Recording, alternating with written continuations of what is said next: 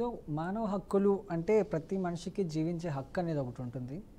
But స్వేచ్ఛగా జీవించే హక్కు కూడా ఉంటుంది. మొన్న రీసెంట్గా నేను ఒక న్యూస్ చూశాను. తిరుపతికి సంబంధించి మోహన్ బాబు కాలేజ్కి సంబంధించిన ఒక విద్యార్థిని లోయర్ క్యాస్ట్ అని చెప్పేసి మత కులం పేరుతో దూషించి అతని మీద మూత్రం పోసి అతన్ని దారుణంగా కొట్టిన సిచ్యువేషన్ కనిపిస్తుంది. అంటే అలాంటి వాళ్ళకు ఎలాంటి శిక్షలు పడతాయి, ఎలాంటి శిక్షలు పడితే ఇలాంటి చర్యలు, అంటే ఇక్కడ ఏ యుగంలో మనం బతుకుతున్నా కూడా ఇంకా పాత రోజుల్లాగా కుల దూషణ అనేది కానీ తక్కువ కులం వాళ్ళకి సంబంధించి వాళ్ళని కొట్టడం, తిట్టడం, లిటరల్గా కిడ్నాప్ చేయడం అనేది కూడా చాలా బాధాకరమైన విషయం. ఇలాంటి వాళ్ళకి అంటే పాతకాలం నుంచి మనకు దీనిని అరికట్టే చర్యలు జరుగుతూనే ఉన్నాయి, చట్టపరంగా సెక్షన్స్ వస్తున్నాయి కానీ యాక్షన్స్ తీసుకుంటున్నారు కానీ ఇప్పటికీ జరుగుతున్నాయి. సో ఇంకా ఎంత బెటర్గా జరిగితే బాగుంటుంది, జరగకుండా ఉండాలంటే ఏం చేయాలి? ఫస్ట్ థింగ్ ఏంటంటే ఇప్పుడు ఈ హ్యూమన్ రైట్స్ వయలేషన్ అయింది అని మనం చెప్తాం. సపోజ్ మీరు ఉన్నారు, మీకేదో జరిగింది, ఇప్పుడు ఇట్లాంటి ఇన్సిడెంట్ ఏదో అయింది, మీ హ్యూమన్ రైట్ వయలేట్ అయింది, ఫండమెంటల్ రైట్ అనేది వయలేట్ అయింది. ఓకే, మీరు ఏం చేస్తారు? నెక్స్ట్ స్టెప్, మీతో ఇలా జరిగిందండి, మీరు ఏం చేస్తారు? కోర్టుకి ఎక్కుతారు. ఇక్కడ కోర్టు ఏంటి? హ్యూమన్ రైట్ కమిషన్ అని అంటాం, లేదు హైకోర్టుకి వెళ్తాం. ఫస్ట్ అడిగే ప్రశ్న ఏంటి చెప్పండి? కోర్టులో వెళ్ళగానే మిమ్మల్ని అడిగే ఫస్ట్ ప్రశ్న ఏంటి? ఏం జరిగింది అని అడుగుతారు. ఆ తర్వాత జరిగిందని వింటారు, సాక్ష్యం ఏంటి అని అడుగుతారు. అంతే కదా, సాక్ష్యం చూపించాలి.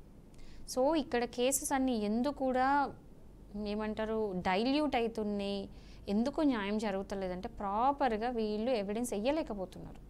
ఎవరైతే కంప్లైంట్ పెడుతున్నారో జరుగుతుంది చాలామంది.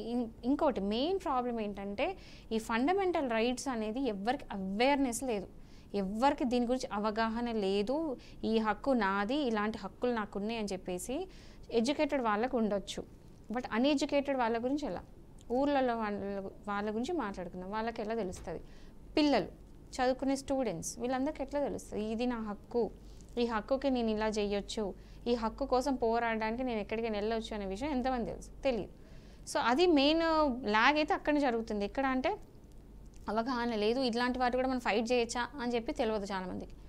సరే అయింది, ఇప్పుడు మేము మాట్లాడుకునే ఇన్సిడెంట్ గురించి చెప్దాం. పొలిటికల్ ఇన్ఫ్లుయెన్స్ అవుతుంది. మీరు అన్నట్టు పెద్ద పెద్ద మనుషులు అందులో ఇన్వాల్వ్ అయి ఉన్నారు, ఇన్ఫ్లుయెన్స్ చేస్తారు కేసుని. ఆ తర్వాత ఏంటి, ఇది కాకుండా ముందుకి ఇంకా వెళ్తే ఏంటంటే ఎవిడెన్స్, ప్రాపర్గా ఎవిడెన్స్ ఉండదు. ఇది కాకుండా ఏంటంటే పోలీస్ ఇన్వెస్టిగేషన్ మళ్ళీ డైల్యూట్ అవుతుంది. సో ఇవన్నీ అడ్డుగోడలు అనేవి ఉన్నాయి కాబట్టి హ్యూమన్ రైట్స్ కమిషన్ ప్రాపర్గా పనిచేస్తున్నట్టు నేను అనుకోవట్లేదు. ఇది నా ఒపీనియన్ మాత్రమే, ఇది నా స్టేట్మెంట్ కాదు. ఇలానే జరుగుతుంది అని నేను అంటలేను, క్లియర్గా విన్నా, నేను ఇలానే జరుగుతుంది అనట్లా. ఇది నా పర్సనల్ ఒపీనియన్ ఏంటంటే ఇలా అవుతుంది పూర్తిగా అనేది 100% ఎఫిషియన్సీతో జరగట్లేదు అనేది నేను అనుకుంటున్నాను. సో ఈ ఎవిడెన్స్ ఇవన్నీ అందుకే ఎవరికైనా సరే ఇలాంటి ఇన్సిడెంట్ అయింది అనుకుంటే ఫస్ట్ వీడియో రూపంలోనో, ఫొటోస్ రూపంలోనో, మెడికల్ రిపోర్ట్స్ ఏదో ఒకటి ప్రాపర్గా సాక్ష్యం తయారు చేసుకోండి. విట్నెస్లు చూసిన వాళ్ళు అలాంటి తయారు చేసుకుని కేసు వేయండి. అప్పుడు మీకు ఖచ్చితంగా 100% జస్టిస్ జరుగుతుంది. సో మీరు అన్నట్టు ఈ ఫండమెంటల్ రైట్స్ వయలేషన్ మీరు అన్నట్టు అది ప్రతి చోట జరుగుతుందండి. ఇంకా సౌత్ ఇండియా కంటే నార్త్ ఇండియాలో ఏంటంటే మెయిన్గా ఈ క్యాస్ట్ పరంగా చాలా వీళ్ళకి డిస్క్రిమినేషన్ చూపిస్తారు. అంటే లో క్యాస్ట్ అనగానే కనీసం పెద్ద క్యాస్ట్ వాళ్ళ ముందు చెప్పులు వేసుకొని, అంటే ఇంకా మీరు అన్నట్టు ఏ యుగంలో కూడా ఇంకా కూడా హయ్యర్ క్యాస్ట్ వాళ్ళు వచ్చినారు అంటే లోవర్ క్యాస్ట్ వాళ్ళు చెప్పులు చేతిలో పట్టుకునే ఊర్లు ఇంకా ఉన్నాయి. అది కాకుండా వాటర్ వాడకుండా ఉంచడం. ఓకే, ఇప్పుడు బావిలో అలాంటివి ఉంటాయి స్పెసిఫిక్గా ఈ క్యాస్ట్ వాళ్ళకే, ఈ లోవర్ క్యాస్ట్ వాళ్ళ వాటర్ని ముట్టద్దు. అండ్ మనం నార్త్ ఇండియాలో రీసెంట్ ఒక కేసు కూడా చూసినాం. ఒక చిన్న పిల్ల వెళ్ళి స్కూల్లో వాటర్ తాగింది. ఆ వాటర్ పాట్ అనేది పెద్ద క్యాస్ట్ వాళ్ళకి సంబంధించిన పాట్ అది. ఆ పాట్ల నుంచి లోవర్ క్యాస్ట్ అమ్మాయి తాగిందని చెప్పి అమ్మాయిని కొట్టారు. ఆ అమ్మాయి ఆ కొట్టడం వల్ల చనిపోయింది. ఇది కాకుండా ఇప్పుడు నార్త్ ఇండియాలో లోవర్ క్యాస్ట్ అమ్మాయిలు అనగానే వాళ్ళకి అసలు రైట్స్ లేవు, వాళ్ళు బతకడానికి లేదు, వాళ్ళు క్వశ్చన్ చేయడానికి లేదు అని చెప్పేసి ఎంతోమంది హయ్యర్ క్యాస్ట్ వాళ్ళు ఈ అమ్మాయిలను ఎత్తుకొని వెళ్ళి నెలల తరబడి ఉంచుకోవడము, వాళ్ళతో పాటు వాళ్ళ ఇండ్లలో పెట్టుకోవడము, ఇలా చేయడము, చంపేయడాలు, చంపిన తర్వాత కనీసం కోర్టుకి వెళ్ళకపోవడము, ఆ కేసు అనేది పోలీస్ స్టేషన్ వరకే మొత్తం పాతి పెట్టేయడము. ఏంట్రా బాబు ఈ కేసు అనేది బయటకు వచ్చింది, ఇవన్నీ అవుతూనే తీర చూస్తే సాక్ష్యం లేదు. మీకు ఈ ఇన్సిడెంట్ గురించి తెలిసే ఉంటుంది కదా. సో ఈ నార్త్ ఇండియాలో జరిగిన ఒక అమ్మాయి రేప్ కేసుకి వెళ్ళి 7 years ఫైట్ చేసింది. So almost 7 years 7 years fight చేసింది. అంతా ఫైట్ చేసి కోర్టు దాకా వెళ్ళిన తర్వాత ఆ అమ్మాయి ప్రొసీడింగ్స్ అవుతుంటే కోర్టు అంతా జరుగుతున్నప్పుడు ఆ అమ్మాయి కోర్టుకి వెళ్ళే దారిలో ఆపి అమ్మాయిని పెట్రోల్ వేసి తగలబెట్టేసినారు ఆ అమ్మాయిని. సో ఇలాంటివి ఇన్సిడెంట్స్ ఇంకా అవుతున్నాయి. ఇంత మారిన 2025లో ఉన్నా కూడా ఇలాంటివి అనేవి జరుగుతున్నాయి. క్వశ్చన్ ఎక్కడ వస్తుందంటే ఎంతమంది ముందుకు వచ్చి దీన్ని వాళ్ళ వాయిస్ రేజ్ చేసి గవర్నమెంట్ చెప్తుంది, కోర్టుకి జ్యుడిషియరీకి చెప్తుంది అనేది ఇంపార్టెంట్.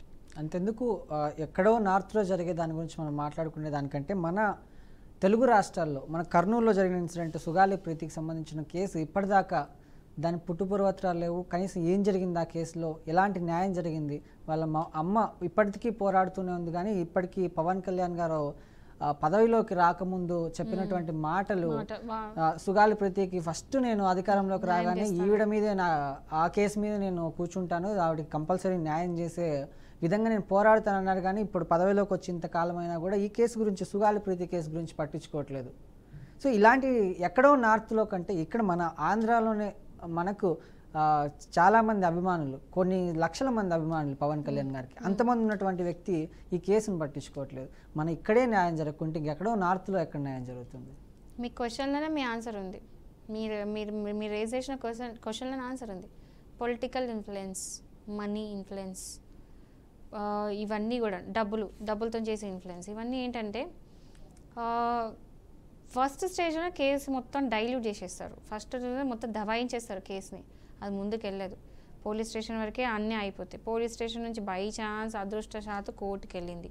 కోర్టుకి వెళ్ళిన తర్వాత ఏమైంది, ఎవిడెన్స్ దగ్గర ఇదైపోతుంది. సో అక్కడికి వెళ్ళిన తర్వాత పోనీ అక్కడ కూడా వాడికి శిక్ష పడింది, అదృష్టశాత్తు శిక్షనే పడింది, మళ్ళీ అప్పీల్కి వెళ్తారు. అంటే చిన్న కోర్టు నుంచి పెద్ద కోర్టుకి అప్పీల్కి వెళ్తారు. సో ఇలాంటివి జరుగుతూనే ఉంటాయి. ఇది ఎప్పుడు ఎఫిషియెంట్గా పనిచేస్తుంది అంటే పొలిటికల్గా ఎప్పుడు ఇన్ఫ్లుయెన్స్ పోతుందో, ఈ పోలీసులు కూడా కరెక్ట్గా పనిచేసినప్పుడు ఇవన్నీ కూడా కరెక్ట్గా ఎఫిషియెంట్గా అందరూ డ్యూటీస్ కనుక చేస్తే ఖచ్చితంగా ఇవన్నీ వయలేషన్స్ అనేది జరగదు. బట్ ఎక్కడైనా చూడండి, అంటే మంచి చెడు రెండూ ఉంటుంది. ఇది మాత్రం మనం ఒప్పుకోవాల్సిన విషయం. ప్రతి సొసైటీలో మంచి చెడు జరుగుతుంది. క్రైమ్స్ ఇవన్నీ అవుతున్నాయి కాబట్టి కోర్ట్స్ ఉన్నాయి. కోర్ట్స్ ఎందుకు ఉన్నాయి? ఇవన్నీ సిస్టమాటిక్గా ఏమంటారు, దీన్ని ఆర్గనైజ్ చేసి సిస్టమాటిక్గా నడిపేయడానికే కోర్ట్స్ ఉన్నాయి. సో ఇప్పుడు పొలిటికల్ మీద కూడా చెక్ చేయడానికే కోర్ట్స్ ఉన్నాయి. జ్యుడిషియరీ ఎందుకు ఉంది? ఈవెన్ ఎగ్జిక్యూటివ్ డిపార్ట్మెంట్ అంటే ఎవరైతే పొలిటీషియన్స్ ఉన్నారో, పబ్లిక్ ఆఫీసర్స్ ఉన్నారో, ఈ గవర్నమెంట్ ఎంప్లాయీస్ ఉన్నారో, పోలీస్ డిపార్ట్మెంట్ ఉన్నారో, వీళ్ళందరి మీద ఒక చెక్ చేయడానికే, కంట్రోల్ పెట్టడానికే, బ్యాలెన్స్ చేయడానికి జ్యుడిషియరీ ఉంది, అంటే కోర్ట్స్ ఉన్నాయి. సో ఈ కోర్ట్స్ చేయాల్సిన పని కోర్ట్స్ చేస్తుంది. సో డెఫినెట్గా న్యాయం జరుగుతుంది. వీళ్ళు ఎవరైనా సరే వాళ్ళ డ్యూటీ ప్రాపర్గా చేస్తలేరు, ఇలాంటివి ఏమైనా జరుగుతున్నాయి. ఆర్ ఏ ఇండివిజువల్కైనా ఎవరైనా నార్మల్ కామన్ పర్సన్కి ఇట్లాంటి ఫండమెంటల్ రైట్స్ కనుక మీరు అన్న ఇన్సిడెంట్ ప్రతిదీ అలాంటి ఏమైనా కూడా వీళ్ళు కోర్టుకు వెళ్ళాలి. వెళ్తే న్యాయం అయితే ఖచ్చితంగా జరుగుతుంది. బట్ ఏంటంటే ఎవిడెన్స్ దగ్గర ప్రాబ్లం అవుతుంది కాబట్టి ఎవిడెన్స్ అనేది గ్యాదర్ చేసుకొని వెళ్ళడం కరెక్ట్. ఓకే, మనతో పాటు మాట్లాడేందుకు ఒక కాలర్ అయితే ఉన్నారు, రంగారెడ్డి నుంచి సుధాకర్ గారు. సురేందర్ గారు నమస్కారం అండి. హలో సురేందర్ గారు నమస్కారం. సార్ నమస్తే సార్. చెప్పండి, సమస్య ఏంటండి? సార్ ఏం లేదు, మేడం గారికి ఒక 2 ప్రశ్నలు లేదు సార్. మా నుంచి మేము చేనేత కార్మికులం సార్, చేనేత కార్మికులం మేము. ఓకే. సొసైటీ రిజిస్ట్రేషన్ యాక్ట్ కింద ఒక 7 మంది సభ్యులతోటి మేము ఒక సంఘం, ఒక సొసైటీ మేము రిజిస్ట్రేషన్ చేయించాము. అయితే దాంట్లో విషయం ఏంటంటే ఈ గాంధీ గారు రాట్నం తిప్పి ఉంటాయి కదా, ఆ ఇమేజ్ తోటి మేము ఒకటి జెండా తయారు చేస్తున్నాం సపరేట్ గా మా సొసైటీ కంటూ. గాంధీ రాట్నం తిప్పుతున్న గాంధీ గారి ఫోటోతో ఒక జెండా తయారు చేస్తున్నాం. మా లెటర్ ప్యాడ్ మీద కూడా అదే ఫోటో గాంధీ గారు రాట్నం తిప్పుతున్నటువంటిది పైన పెట్టుకున్నాం. చేనేత కార్మికులు, తెలంగాణ చేనేత కార్మిక ఫెడరేషన్ అనే పేరుతో. అయితే ఇది ఒక ప్రశ్న, ఇది పెట్టుకోవచ్చా, లీగల్ గా ఏమైనా ప్రాబ్లం అవుతుందా, ఏం అబ్జెక్షన్ లేదా, మేము ఈ జెండా పెట్టుకొని ఈ లెటర్ ప్యాడ్ తోటి మేము ముందుకెళ్ళొచ్చా? రెండో ప్రశ్న ఏంటంటే ప్రతి ప్రపంచంలో ఈ చేనేత ఆకలి చావులు అనేది మా ఒక్క కులంలోనే వింటాం సార్, మా ఒక్క పనిలోనే వింటాం ఆకలి చావులు అని. సరే, అయితే ఈ ఆకలి చావులకు గురవుతున్నారు కాబట్టి ఇప్పుడు గవర్నమెంట్ ఏం చేస్తుందంటే మాకు గిఫ్ట్ ఫండ్ అని, యారన్ సబ్సిడీ అని కొన్ని స్కీములు ప్రవేశపెట్టింది. అవి ఇంకా మాకు అందుబాటులోకి రాలేదు, ఇప్పుడు స్టార్ట్ అవుతున్నాయి. ఓకే, అయితే ఈ యారాన్ సబ్సిడీ ద్వారా ఈ డబ్బులు సంవత్సరానికి 20,000 ఏమో వేస్తామంటున్నారు. నేను ఎలా ముందుకెళ్దాం అనుకుంటున్నానంటే, అవి ముఖ్యంగా ఈ సంఘం పెట్టడం పర్పస్ అది ఏంటంటే, ఈ యారాన్ సబ్సిడీ మాకు ఇవ్వకుండా ఈఎస్ఐపిఎఫ్ లాంటిది పెడితే దాదాపు మా వృత్తిలో చేసే వాళ్ళు ఏంటంటే 40 ఏళ్ళకే కళ్ళద్దాలు వస్తాయి, దాదాపు ముసలి వాళ్ళలా అయిపోతారు అన్నట్టు. మొగ్గం నేయడము, కంటి చూపు పోతుంది, నడుము నొప్పి వస్తుంది, ఇట్లాంటి ఆరోగ్య సమస్యలు ఉంటాయి. తర్వాత వృద్ధాప్యంలో మాకు పెన్షన్ ఇప్పుడు ఈఎస్ఐపిఎఫ్ లాగా ఉంటుందో అట్లా ఈ మానవ హక్కుల కమిషన్ ద్వారానా లేకపోతే ఈ ఈఎస్ఐ పిఎఫ్ మాకు కావాలని ఎవరిని అప్రోచ్ కావాలి? గవర్నమెంట్ అయితే మాకు అరైన రోజైనా అవుతుంది అనుకోండి, మేడం ఏమన్నా చెప్తుందా ఈ విషయం మీద? ఎట్లా అప్రోచ్ అయితే బాగుంటది? ముఖ్యంగా మాకు ఈ పిఎఫ్ పిఎస్ఐ ఈ 2 సౌకర్యాలు, ఈ 2 ప్రశ్నలకు మేడం గారు ఏదైనా సమాధానం చెప్తే నేను సంతోషపడతాను. అయితే ఇప్పుడు మీరు జెండా అనేది ఏదో పెట్టుకున్నారో ఆ జెండా ఏ కలర్ ఉంటుంది? White colour madam. White colour మీద గాంధీజీది పెడతారా? అంతే, వైట్ బట్ట మీద గాంధీ గారు కార్టూన్ టైప్ లో ఉంటది అనమాట. కార్టూన్ టైప్ లో గాంధీ గారు కార్టూన్ ఇస్తూ ఉంటది. పెట్టుకోవచ్చు, మీరు అది పెట్టుకోండి. ఇన్ఫ్యాక్ట్ ఇప్పుడు మీరు ఎంతమంది మెంబర్స్తో స్టార్ట్ చేసారో నాకు తెలీదు, బట్ ఫ్యూచర్లో కనుక మీకు మీ ఈ ఫ్లాగ్ ఇవన్నీ సెక్యూర్ కావాలంటే దానికి కాపీరైట్స్ తీసుకోండి, కాపీరైట్స్ రైట్స్ తీసుకోండి. దానికి ఎక్కడ తీసుకోవాలి మేడం? అది కాపీరైట్స్కి సపరేట్గా వీళ్ళకి కాపీరైట్స్ చేసే అడ్వకేట్స్ ఉంటారు. Okay, advocates normal copyrights patents ఇవన్నీ చేస్తూ ఉంటారు. వాళ్ళందరూ కూడా ఏమంటారు, గవర్నమెంట్ రికగ్నైజ్ చేసిన అడ్వకేట్స్ ఉంటారు. ఇవి చేయడానికి పర్టికులర్గా ఉంటారు. మీరు గూగుల్ చేస్తే మీకు తెలుస్తారు, ఎవరు మీకు దొరుకుతారు. సో కాపీరైట్స్ చేసుకోండి. అది ఫ్లాగ్ మీకు టెన్షన్ లేదు, మీరు అది పెట్టుకోవచ్చు. అండ్ కాపీరైట్స్ తీసుకుంటే అది కేవలం మీరే పెట్టుకోవడానికి ఉండదు, రేపు ఫ్యూచర్లో మీరు ఎవరు కాపీ కొట్టడానికి ఉండదు.